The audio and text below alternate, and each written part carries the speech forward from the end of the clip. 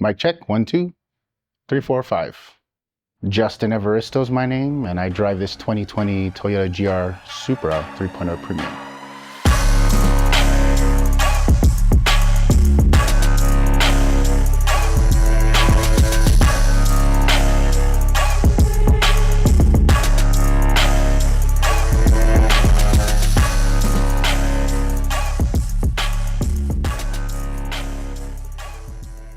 So if you scroll down to the very, very bottom, the very beginning, I still kept pictures of the Evo 10 that I built. And I'll be honest with you, that's the car that actually put me on the map first on social media before the Supra. Granted, the Supra did a lot of great things for me from a social media standpoint, but the Evo is really where it all started. That's when I started really wanting to build a social media presence so I could reach out to vendors and start getting sponsorships. So back in the early 90s was the iconic moment for JDM sports cars. And I'll never forget my mom getting ready to purchase a Toyota Camry. So we're on the showroom floor and there's this red Targa Mark IV Supra Turbo with the gold plating on the emblems. And I sat in that car and I told myself, at that age, I think I was around 15 or 16 years old, I told myself, you know what? One day I'm gonna own a Supra. The rest is history. So I bought the car off the showroom floor at Fox Toyota in 2020, March of 2020 to be exact. And I'm glad you asked that question because there was a markup on this car, but because there was COVID, we were able to go to the negotiating table and bring the car price below MSRP. So thank you, Fox Toyota, for actually working with me. I know it was during some trying times to try and get this car into my hands, but they reached out to me. Toyota did. They already knew about my previous build, and I really had no intention of buying the Supra, but when I got to the showroom and they told me they were gonna make me a deal I couldn't refuse, they were right. So the project really started right when I got the car because I could never leave a car stock. First thing I did to it was I actually painted the wheels bronze, the stock wheels bronze, and I still have them here in this garage. So that's basically when the project started, early March, April timeframe of 2020 after I got the car because I couldn't leave it stock. I didn't really have a mission. I just knew that I wanted to build something different. That was really ultimately the goal. Something that nobody else had seen before, nobody else had ever even thought of before. So we weren't really aiming to go as drastic as we did. I thought that I could achieve what I wanted to achieve without going as drastic as I did with the build and without pouring as much money as we did into it. But when the opportunities started to present themselves from a social media standpoint because of the following base and the audience that we were able to reach, it became easier to obtain car parts that would also take it to the next level. So that's ultimately where we were at when we started to progress with the build. Hey, you know, I built something different, but how can I go wild? And how can I produce something artistically with the car that no one had ever done before? So that's ultimately what ended up being the goal. And I don't mean to like say that not one mod is better than the other, because I have a lot of vendors that support me and have sponsored me along the journey of this build. My first and foremost favorite thing is the Zaco wide body kit. That's what definitely, in my opinion, elevated the car to where it's at today. This is the first Toyota Supra in the United States with the Zaco Landshark wide body kit. Nobody else has this wide body. Well, I should say I'm the first one in the United States. There's a second one now in the United States up in New Mexico. And I actually know the owners of that particular build, and we both inspired each other to actually get this kit. So that's a great thing. That's one.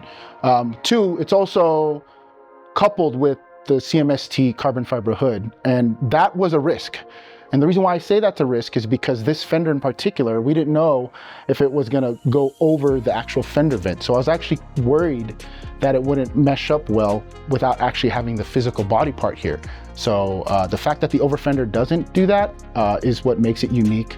Every time anybody walks up to the car, they don't even realize it at first that there's a window that peers into the engine bay. And it's always that engine bay that they look into and they're like, holy crap, you got a window on your hood? How much did that cost? I'm like, no, you can buy it from CMST Tuning. They're also based out of Houston, Texas as well. So if anybody's interested in purchasing this hood, you can get it.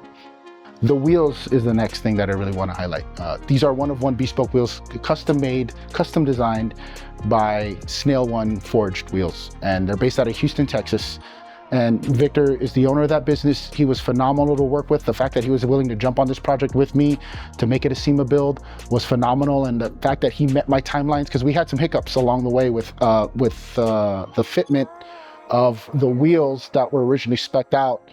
We were able to work that out at the end of the day because he made it happen, and he pushed me to the front of the line just to get this wheel ready to attend a bunch of events that we wanted to showcase the car in. So that's definitely one of the other things that makes this car unique. The fact that he was able to match the color with the aero disc to go with the wrap. I think I'm getting close to the point where I can't do anything aesthetically to the build. I've done a lot to the exterior, so we've been focusing a lot on the interior.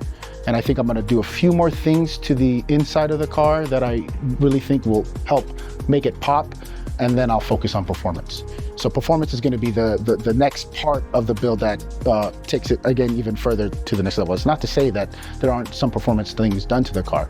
I just think that if where I'm at with the car now, in order for me to elevate the car as a complete package, I need to focus more so on performance than aesthetics. I learned that a car shouldn't define you. You should define the car. A lot of people feel like the car is the most important thing, when in reality, it's the person behind the build that's more important. I've built a few award-winning cars, but nothing to this caliber, and everyone feels like, there's a status behind that. There shouldn't be. The only person that should be your competition is yourself. And that's the biggest thing I've learned from this. If I start focusing on what other people are doing and how they're building their cars, I'm not making my car mine. And that's kind of what I've learned from this build in particular.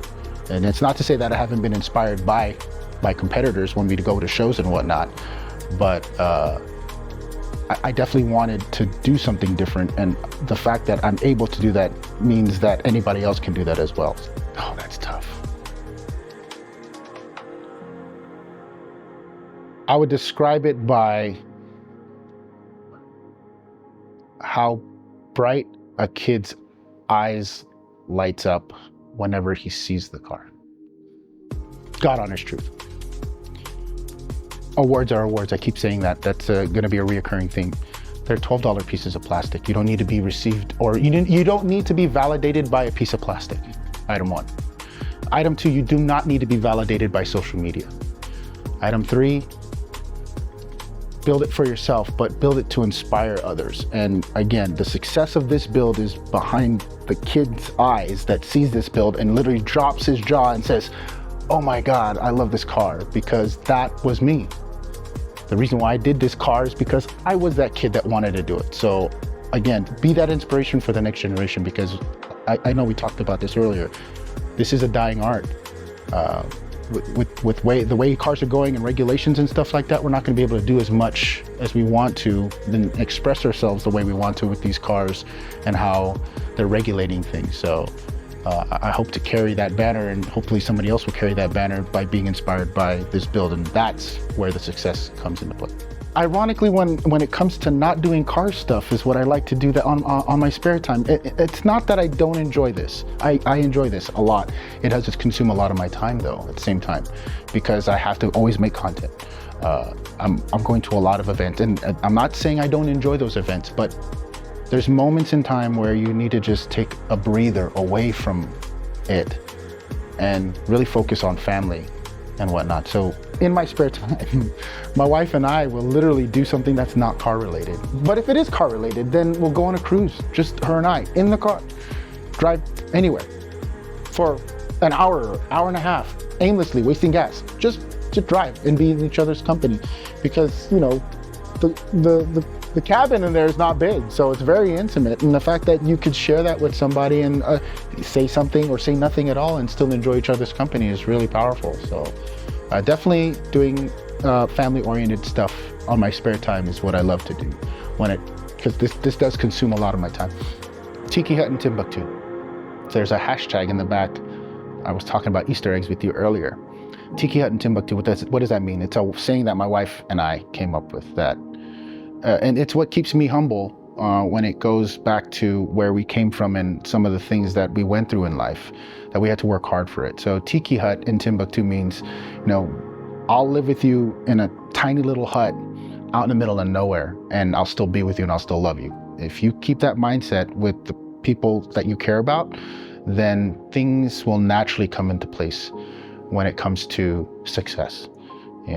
We all gauge success differently, but you could be happy with a hamburger on the corner of a road because you haven't eaten for like 3 weeks or something crazy like that. That's success, right?